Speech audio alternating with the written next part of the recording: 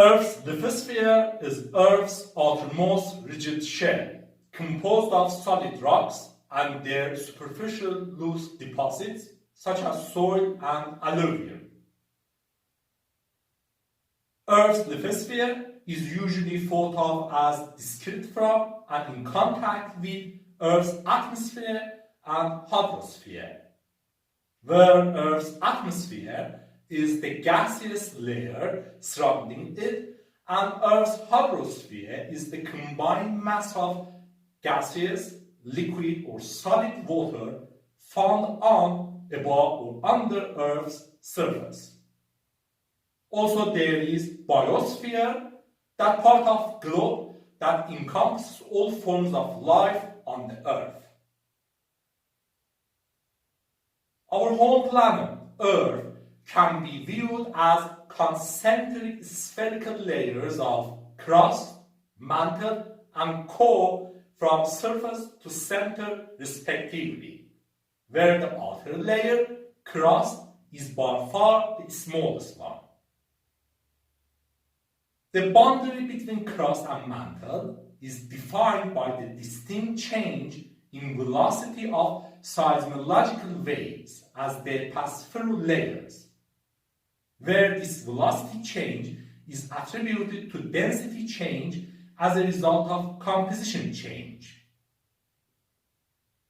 In other words, as we go deep from crust to mantle, distinct change in composition and therefore in density of rocks and therefore in velocity of passing seismological waves happen.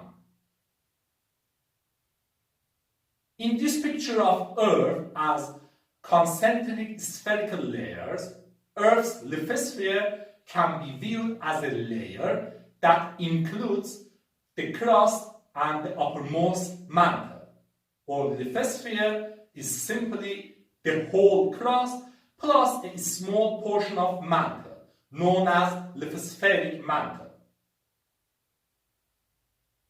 Lithosphere is distinguished from its underneath layer called asthenosphere by its rigidity and response to stress. Lithosphere is rigid and brittle, while asthenosphere, a part of mantle, is highly viscous and mechanically weak and ductile, and asthenosphere can be viewed as a layer of plastic-like or caramel-like rock. Therefore, as we can see, while crust and mantle are distinguished by composition, lithosphere and asthenosphere are distinguished by mechanical properties. Both crust and lithosphere are not uniform in thickness. Crust generally has a thickness from 5 km to 70 km, with the thinnest parts under oceans and the thickest parts below high mountain ranges. Lithosphere is thicker and generally has a thickness from 5 km to 200 km, or even as high as 280 km. Both lithosphere and crust can be subdivided into oceanic and continental parts, where oceanic crust and oceanic lithosphere underlie ocean basins, while continental crust and continental lithosphere form the geological continents and shallow seabeds close to their shores. Oceanic and continental parts of lithosphere and crust have important differences in their characteristics. Generally, oceanic parts are narrower, denser, and younger than continental parts. One interesting feature is the fact that oceanic lithosphere is constantly produced from the mantle at mid-ocean ridges, and then is drifted to be consumed and recycled back to the mantle at subduction zones, which makes oceanic lithosphere much younger than continental lithosphere, where the oldest parts of oceanic lithosphere is about 170 million years old, while most of continental lithosphere had been formed 2 billion, 3 billion years ago.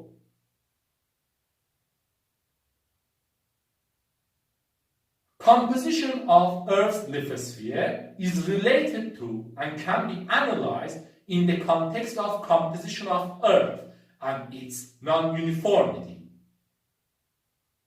In simple words, the whole Earth by mass is roughly 1/3 iron, 1/3 oxygen, 1/3 almost equally silicon and magnesium together, and less than 10% all the other elements combined, notably nickel, calcium, aluminium, and sulfur, leaving only about 1% for all the others. However, chemical composition of Earth is not uniform due to physical and chemical fractionation of elements during planetary formation and differentiation.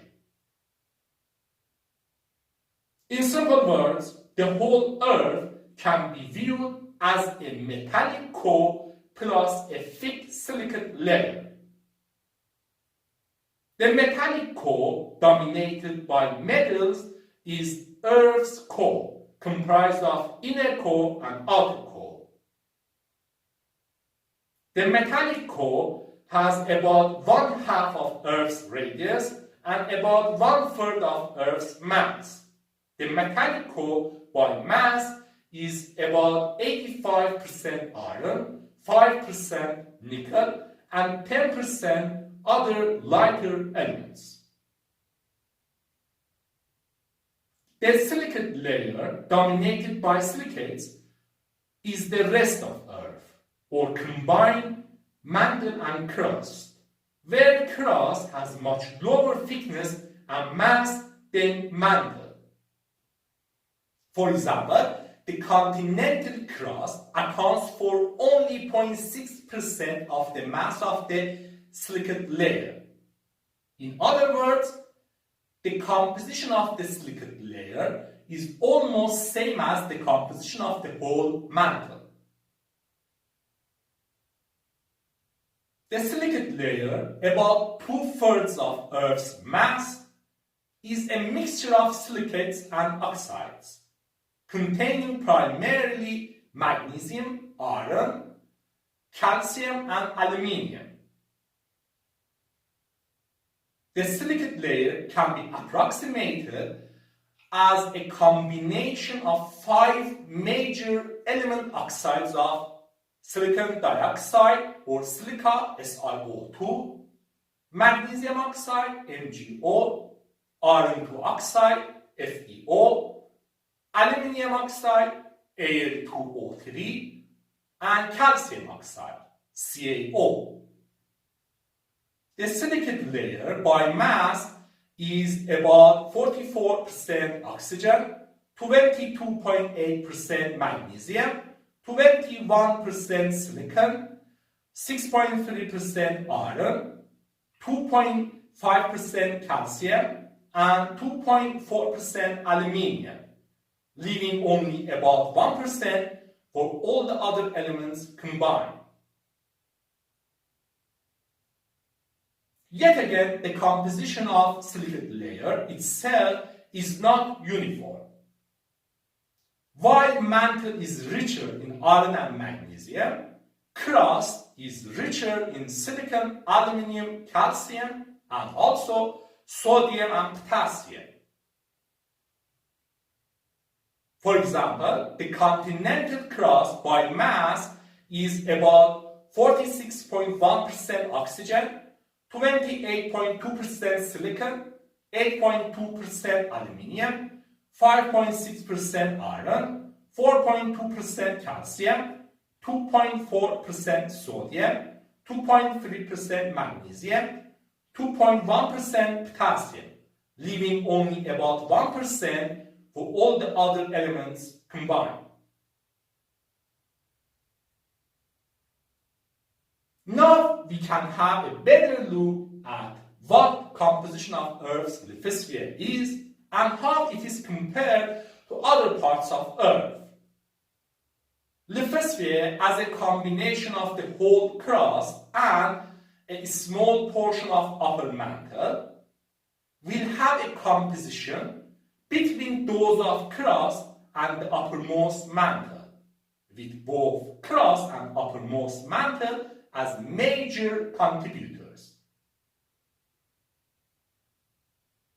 Therefore, similar to crust, 8 elements, oxygen, silicon, magnesium, iron, calcium, aluminium, sodium, and potassium, will be major elements in lithosphere. But in comparison to crust, due to mantle part of lithosphere on average will be higher in iron and magnesium, but lower in silicon, aluminium, sodium, and potassium. In comparison to mantle, lithosphere on average is higher in silicon, aluminium, calcium, sodium, and potassium, but lower in magnesium and iron. The composition of lithosphere is not uniform. In a general point of view, we can consider the terms felsic, mafic, and ultramafic to distinguish between regions of lithosphere, where these terms point to different regions, to different ranges of composition. In this regard, we can consider that simply and generally, the upper part of continental crust is more felsic, the oceanic crust and the base of continental crust are more mafic, and lithospheric mantle, or the mantle part of lithosphere, is ultramafic. But what are felsic, mafic, and ultramafic? Felsic rocks are richer in silicon and aluminium along with sodium and potassium, but mafic rocks are richer in iron and magnesium. Felsic rocks are typically light in color, while mafic rocks are typically dark in color. Also, mafic rocks typically have higher densities than felsic rocks. The most common felsic rock is granite, while basalt and gabbro are the common mafic rocks. There are also ultramafic rocks, which can be considered as an ultra case of mafic rocks, with even lower silicon and higher iron and magnesium. The most common ultramafic rock is peridotite, which is the dominant rock in the upper mantle, including lithospheric mantle. Anyway, here we can see there are many amazing facts about composition of Earth's lithosphere. This is interesting, isn't it?